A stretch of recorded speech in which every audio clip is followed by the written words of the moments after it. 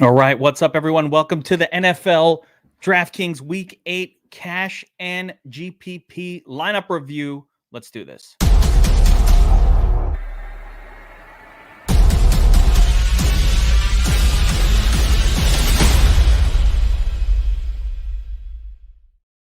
All right, week in review time, guys, and we do this every single week. Go through. Now we're taking a look at the NFL Week 8 slate as a whole. Benefit of hindsight to look at what worked, what didn't. Take a look at the content. Did we smash? Did we fail? Did we smash? Did we fail? How do we do? What can we do better? What can we do worse? How do we do? So, love this. Really, really important every single week of the NFL season, NBA, whatever DFS sport you play. It's very, very important to just keep looking back, see what went right, what went wrong, what can we do better. We're always striving to. I don't care who you are. The goal is to strive to improve, and that's what we do here on this breakdown. So, as always, I'm going to start with taking a look at my content for DFS Army that I put out for our subscribers. Let's see where we went right, where we went wrong. Did we hit it? Did we nail it? Then we'll take what I've got on screen is my personal cash game lineup for this week. So we'll see what went right and what went wrong about that. And then we'll look at tournaments, the Millie Maker, who won, what did they do, how did they do it, all of that stuff. So let's get started. And of course, before we get into it, I always like to show off some of our big DFS Army subscriber wins. So I've got to pop a couple of guys up on screen, and congrats to Four Eyes Nikki. Nikki actually wrote me about how, he had been only entering these giant tournaments and he hadn't been doing well. And what I recommended to him was, hey, enough with Millie Maker and shit like that. Enter some contests that are winnable, enter some smaller contests, enter some contests, with a little higher dollar, fewer entrants. And it worked out really well for him here. 10K win on a smaller Fanduel NFL contest this week. Pretty much the core plays across the board. You'll see as I show you my sheet. But I got to throw one out to my boy, JJ. What's up? Are you kidding me? Are you fucking kidding me? One lineup, $77 in entries, 11,600 in winnings. Incredible. And he actually said he put this lineup together watching the Players Club podcast, the VIP podcast that I do every Saturday afternoon. So that's freaking amazing. And you'll see a lot of these lineups really match my content when I pop up my content on the screen here. So we did pretty well there. Ghostface Killer, a couple of NBA wins I want to kind of talk about here. There's Ghostface Killer, 30K NBA win. We had Keg take down 100K. He does the NBA content for DFS Army. So it's good to see that the content being put out is being put out by fucking winners, motherfucker. Hell yeah. 100K winner. And of course, my boy Duster, who is a high dollar player and just crushing showdowns, 70K, 70K win on a 2,000 entry. I mean, it takes a lot of balls to put in that amount of entry, but that's almost the nuts on last night's contest. So really, really great job there as well. So a lot of big winners. Next up, I want to just go look at the cheat sheet that I put out for this past week, just to give an idea of like how we did, right? And so the quarterbacks I had on the sheet, some hits and some big misses, but some hits, some misses. Josh Allen wound up doing pretty well. Matthew Stafford did just fine. Tom Brady did just fine. Herbert, I'm going to call that a little bit of a miss. Didn't have the best game. Jalen Hurts was a disaster. Joe Burrow, good hit there. Jared Goff, miss. Carson Wentz, pretty nice hit. Teddy Bridgewater, miss. So we hit on most of our quarterbacks this week. A couple of misses in there, of course. And at running back was tough. Running back was tough but fair, right? So tough but fair. But we did all right here on the running back position. You had some winners, some losers again. Taylor, man, he should have had a much bigger game than he did. Obviously, DeAndre Swift, this was a core play that really, really missed. It shouldn't have, but it did. But it shouldn't have. I still stand behind it. But what you gonna do? It missed, right? It missed. Hurts doesn't stink, man. Hurts has been great all year. It just his one bad game. Apparently, you don't want Hurts when they're favored.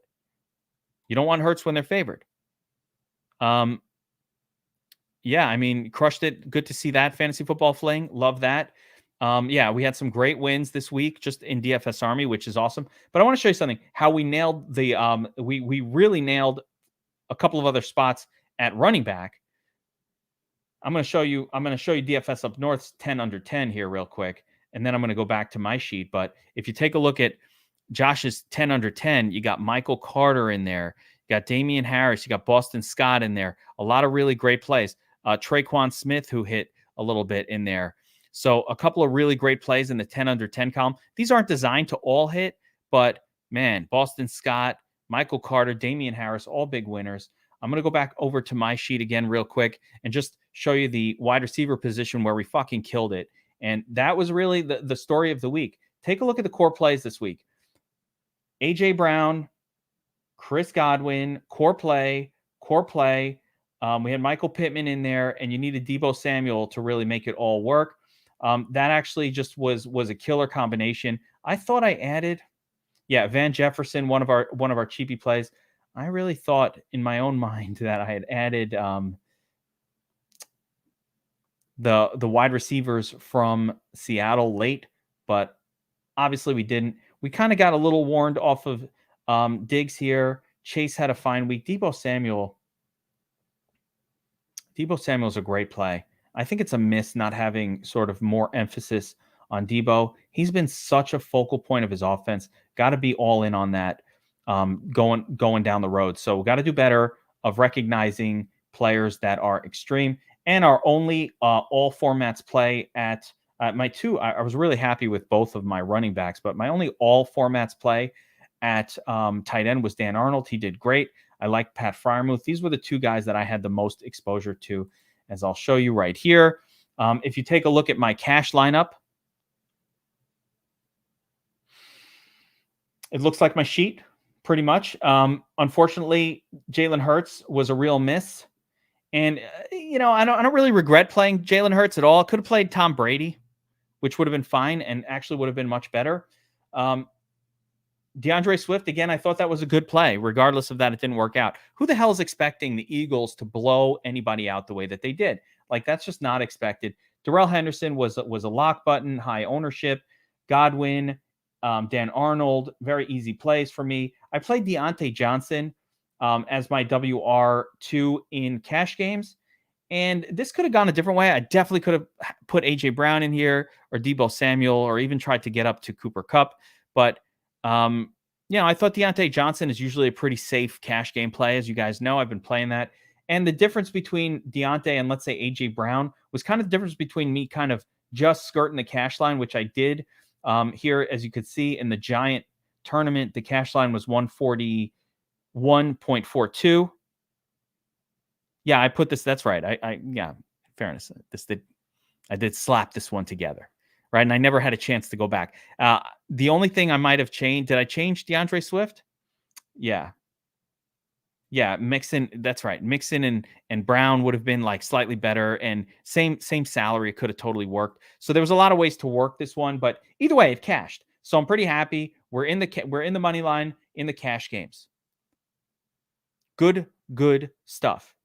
And again, I'm really happy because a lot of the guys who read the cheat sheet were like, dude, I used your sheet and crushed, which is all I want to hear. When you're all in on AJ Brown core play and you're all in on Chris Godwin core play, and then all you need to really do is stack a QB with a wide receiver. So if like people who looked at this, they played a Wentz lineup. They played Wentz to Pittman with Godwin and Brown in there.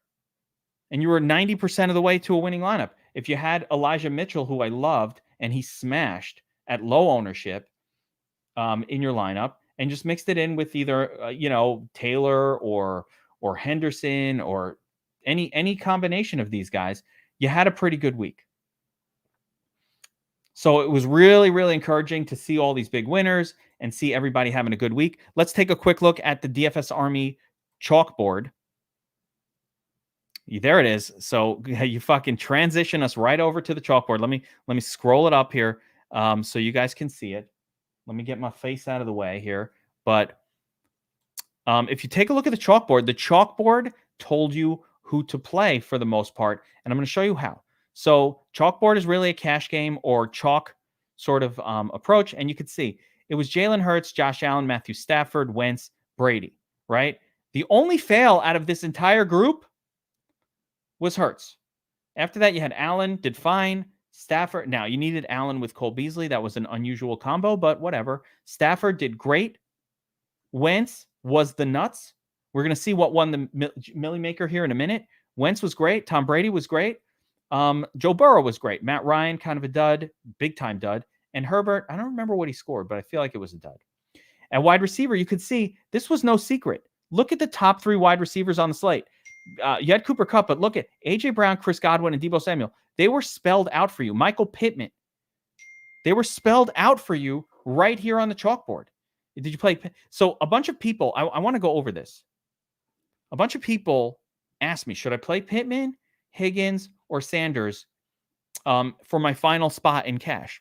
And rather than tell them who to play, I said, look at the chalkboard and tell me which one is the highest owned. Now, for whatever reason, those people never got back to me because I find it like within DFS Army chat, one of the things we do is, people ask questions and we answer them. So one of the things I try to do is I try to teach so that you don't have to ask me again next time, right? They're saying, who should I play? I said, so my answer was, look at the chalkboard and tell me which one is the highest owned. Now, had they done that, they would have seen that Michael Pittman was the highest projected ownership, and they just would have played Michael Pittman. They didn't have to ask me. It's very clear here on the chalkboard. I said, who should I play? I said, look at the chalkboard between these 3, because these 3 were the same price, and they were kind of like all representing the third piece in your cash lineup, right? You squeezed Godwin in there. And again, could have been Brown. I do my thing with Deontay Johnson because that's my cheat code. But, the obvious play was either go up to Kupp or play Brown, Godwin, and you couldn't afford Deebo as well, although that would have been great too. It was hard to afford that. So you choose from one of these guys. So I just said, hey, who's the highest owned? Michael Pittman? That's your play. Yeah, you're correct. You can use the Dom Station too, but this chalkboard is the correct way to do your cash lineup. So I talk about this every week. I don't know why it's ignored, but when you take a look at the running back position, right, you couldn't afford Derrick Henry really in cash. So it was Darrell Henderson, Swift, and Cordero or Joe Mixon. I mean, this was the guys you wanted to play, right? It was Henderson and Swift. I played Henderson and Swift. They were very highly owned. And the fact that Swift failed is irrelevant. I cashed with Swift. Yeah, Cordero Patterson right there on the list. So you weren't playing Derrick Henry. It was too expensive.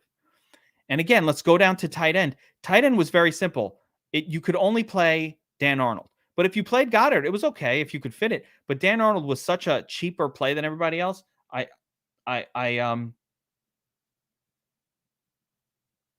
I played Dan Arnold. I told you to play. I mean, if you look at my sheet, it was very clear. The only tight end that I thought was cash viable, the only one was Dan Arnold.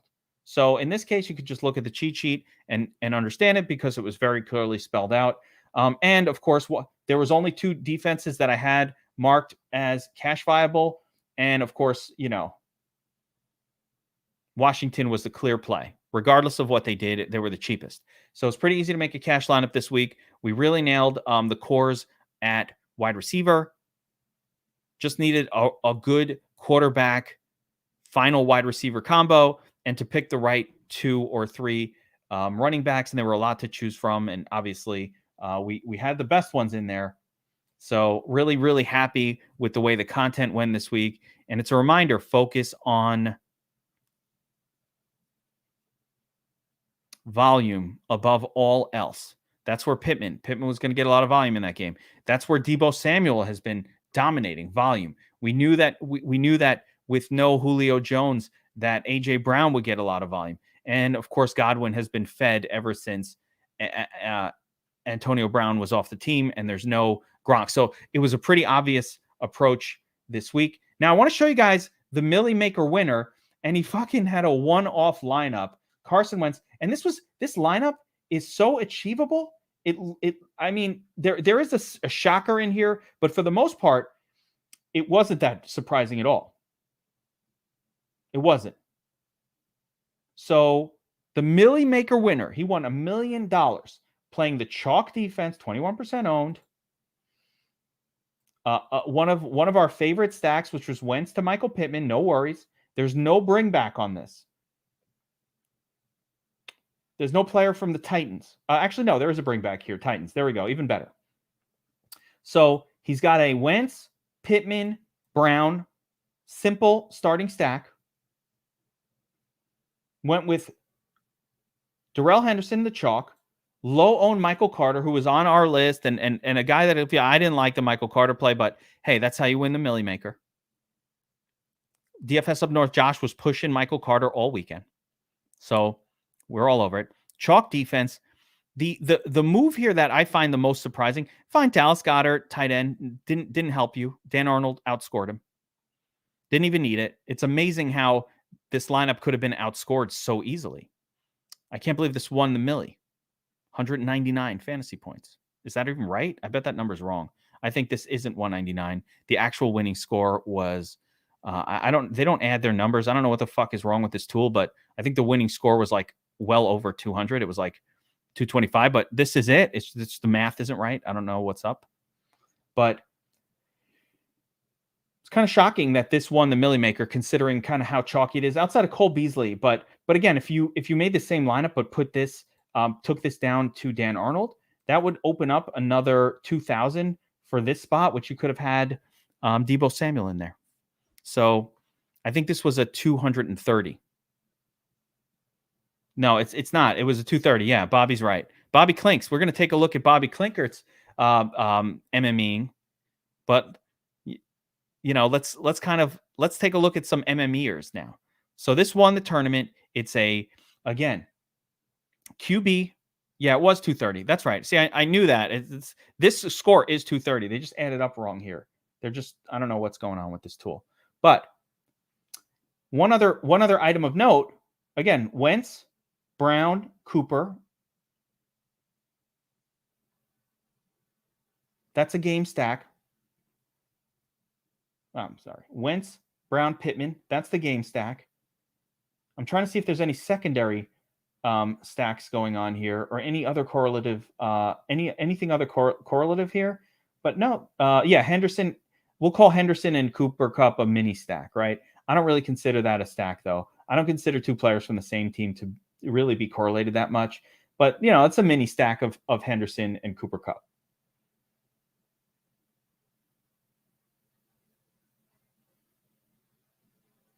Yeah, nothing else correlative here. So really interesting. Pretty interesting one-off. Now, let's take a look at my 150 entry people.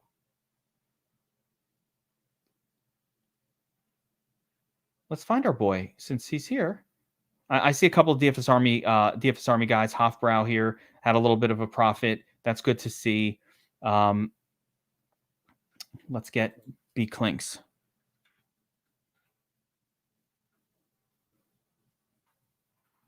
Oh, wait, that's right. What would Bobby Wow do? A little profit. Bobby Dubs. Let's see what my man Bobby Dubs did. How do you measure performance for 150 maxing? Yes, you want to measure how many teams you put in the top 1.1% to get a sense of if you're somebody who's doing well. It's not about the win. It's about how many teams did you get into the top 1%. But let's take a look, since we got Bobby Wow as a small profit this week. And he's here, so he can answer questions. Let's take a look at how Bobby Wow approached the Millie Maker. Okay? Now, Bobby Wow, that you're in the audience, know that you got to answer for your decisions. So let's take a look at the profit numbers are wrong. Yeah, I thought you made more than this, by the way. So I don't know what's up with this tool right now. It should have been more profit than this. But let's just take a quick look. Like, he does a triple up. I don't know what the fuck these numbers are. But let's take a look at exposures anyway. So Bobby Wow made a choice here to go massively over the field on, it looks like, hey, Mike Kors, I love that. Darrell Henderson, chalk running back, probably not the best move to go massively over the field on. just because he was going to be pretty chalk. But the field actually was pretty chalky on Swift as well. Swift seemed like a lock button, so I get that. Then AJ Brown, Godwin, core play. A lot of Michael Pittman core play. So Brandon Cooks, I hate this, but it ended up working out. Felt a little. I did not like going over the field on Brandon Cooks last week, but it worked out. Trey Queasy, wow, 30%. That's a lot of balls. Yeah, dude. Dan Arnold. Just a lot of the names that we talked about all throughout the week. Let's filter by position. Let's kind of see what we did at quarterback. So very heavy Jalen Hurts, but lots of Wentz, which was good. Goff, bad. Tannehill, not so great. Heineke, not so great. Justin Fields, baby. Yeah. And Davis Mills. And it worked. That's why you have so much Brandon Cook. Let's go Brandon Cooks. Let's go Brandon. Davis Mills, dude. Really? So Justin Fields, I want to see those Justin Fields lineups, but really interesting quarterback exposures, very risky. At running back, we've got, so Bobby Wow, very heavy on a few different spots here. And, injured, weird fucking game. It's amazing that you made money. Way too much Kenneth Gainwell. Got just enough Michael Carter in there to do the job. Just enough. Very impressive. Here we go. Wide receiver. I just look at like the heavy exposures to see, all right, where'd you go heavy? Right? And it's an interesting approach. So Bobby Wow's using I'm loading up on my guys approach to mass multi-entry, which I'm not going to argue with. A 2-time Millie Maker has led to multiple Millie Maker takedowns when it works. And when it doesn't work, it looks pretty bad. So that's Bobby Wow. Good stuff. Let's take a look at, I don't know if I can trust these numbers anymore because they seem so wrong, but let's see if we can grab another known shark. And I always like to look at some of the better players and say, I know Toe Tag and Tambo had a pretty good week overall this week. I saw him posting some winners out there. So let's take a look at Toe Taggins' approach to mass multi-entry real quick. Load up on Stafford. So quarterback position, definitely heavier than some. 2020, 18. So pretty much loading up on a few different spots. Stafford worked. What were the final fantasy points for Justin Herbert? I didn't think he had a good week.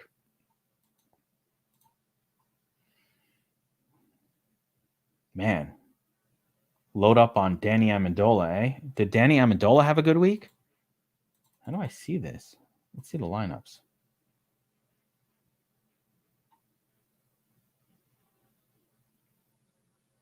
Stafford, Akins, Pittman, Crowder, Cole Beasley. So Stafford +2. That was the best. Stafford, Henderson, Kupp, with the bring back of Akins. I was not surprised that the Eagles didn't use Gainwell. I wrote it in my notes. Let me go back to this. I don't understand why people thought it would be different. I wrote in my notes, I'm going to call it a semi-warning on Gainwell. Like, he appears to be priced up for expected extra production with Sanders out, but there's no guarantee that he will see a significant workload spike. Yeah, 15 was shitty for Herbert. This was the issue with him. I'll mix him into just in case, but definitely not a player I want a ton of exposure to. So I warned you off of Gainwell that it did not appear to me that he was going to get a workload spike. It was Boston Scott. Plus they brought up Howard that, they're playing Gainwell in the role that they're playing him in. So yeah, Toe Taggin really interesting in his approach. Some very, very extreme field leverage. So he's definitely a leverage the ownership's guy. If you look at his exposures, man, look what he's going over the field on. His highest exposures are guys that the field is completely off. So Toe Taggin is definitely someone who is fading ownership. He's a good player. He's a very good player, very sharp guy. He's fading ownership across the board. 10% Akins. This is scary shit, but when it hits, man, you have a pretty good week. So well done, toe tagging. I know he took down some monster contest this week, and that's how you do it. Skill Basher won 12K. I'd like to see his lineup because it looks like he loaded up on Hertz. That was a massive dud. Probably an Allen Beasley lineup did it based on these other guys. Let's take a look and see which one was the good one. But no, it hit Beasley, but Stafford. Wow. Stafford Cup did fine. Beasley. Brandon Cook's in there. Fucking donkey. But there you go. Michael Carter. Pretty much the nuts play for whoever played him. Well done as well. I no longer trust the profit numbers since Bobby Wow told me that didn't work. But let's take a look at Ship My Money, a well-known player. I don't understand if this is true, why you would put 150 lineups in and only 117 of them be uniques. Like, are you saying these are duplicates on the rest, or this is, again, just bad data? Can't tell. But let's take a look at Ship My Money's exposures, right? Let's take a look and see how he did. Gainwell parked in the coach's parking space, got in trouble. Listen. Yo, there he is, Nicky Frazone. So, Nicky, fucking, where? Hold up. Where is it? Yeah, baby. And Nicky, what did I tell you? I said, stop fucking chasing money in the Millie Maker. Put money in a contest that you can actually win. And you went and you fucking did it, bro. That's awesome. I love that shit. I lost my train of thought, but well done, my man. Well done. 258. So real quick, we'll just take a look at Ship My Money's exposures. He loaded up on Mac Jones, Herbert, Stafford. Interesting sort of like, yeah, he missed on all the quarterbacks for the most part, which caused him to have a bad week. But I just like to see how people do against leverage. Load up on Elijah. That was great. A little bit of Chuba, a little bit of ownership leverage there. Let me get your exposures. Elijah, that was a good play. Obviously, we're all over that. Now we're taking a look at wide receiver position. Loaded up on Jacoby. Not good. 37%. I always like to look at what people max out on and how they treat leverage against the field. So can leverage Jared Cook with the Herbert play anyway. All right, I'm going to actually wrap it up there as I am coming up against. Yeah, I mean, some people are going to play a lot of QBs. Again, you can go back to that. But look how little most of them are. It's really just top loaded for these top four, and then just like a little bit of everybody else. So, it's always interesting to see different people's approaches. We can pull up Osimo too. Some of the better MME players out there. Of course, we've got our own crew, Bobby Klinks right here, multi-time $1 million winner in the audience. I'm going to try to do something with the Wolfpack guys. I've got some ideas for it. So, let me work on it this week. We'll see what we can do. See, Osimo loaded up on Swift. So, hey, we weren't loaded up on Gainwell. You know what I'm going to say to that? Oops. Loaded up on Gainwell, Henderson, Elijah Mitchell. Took some serious leverage, though, on Swift, which I did too. It didn't work. Took some leverage on Hertz. Kind of played Allen, Stafford around the field level.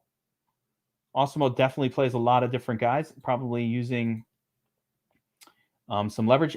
Samuel Cup, Beasley. Man, a lot of people loading up on Beasley here. Van Jefferson, did not load up on some of the core plays. That's, he made money, which assuming this is right, which is props. But I think a lot of that probably had to do more with, let's say, a lot of Deebo Samuel, probably a lot of Elijah Mitchell helped. Terrell Henderson.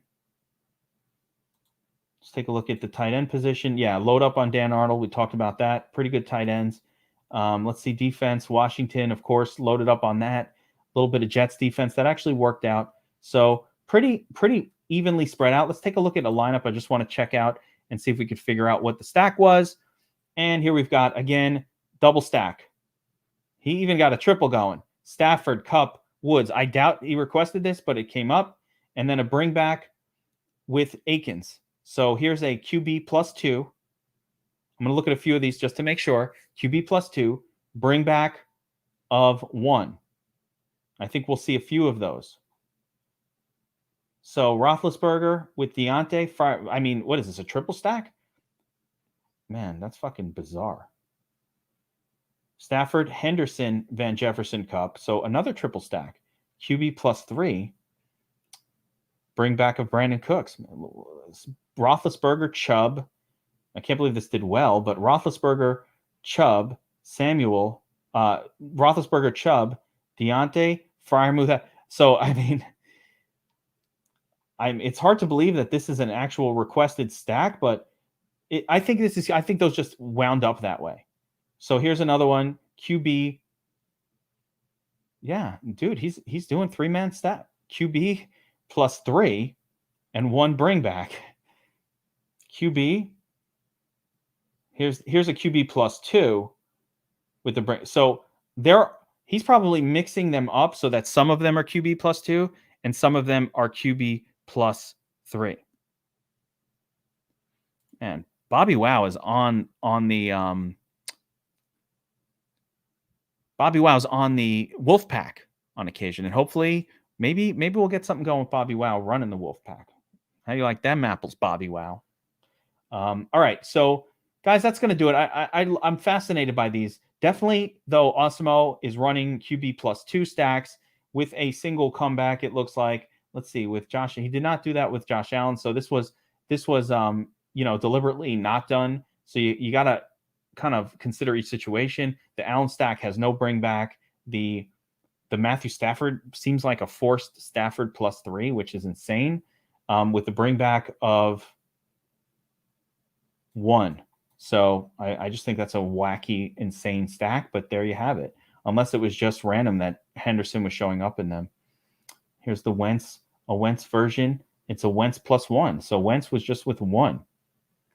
Hard to stack him with 2. So there is some deliberateness to these stacks. This is a Burrow, just QB +1 stack. Really interesting. Stafford. But the Stafford stacks all seem to be +3. So 1, 2, 3 again. Ryan +2. Roethlisberger +2. Hurts +2. That didn't work. But here it is. The lineup made money anyway. So how do you like that? Can even win this week with a Devonta Smith in your lineup. Anyway, guys, let's wrap it up there. That is your NFL Week 8 week in review. Remember to use the chalkboard to make your cash lineups and to get an idea of the best plays. It really does get you there.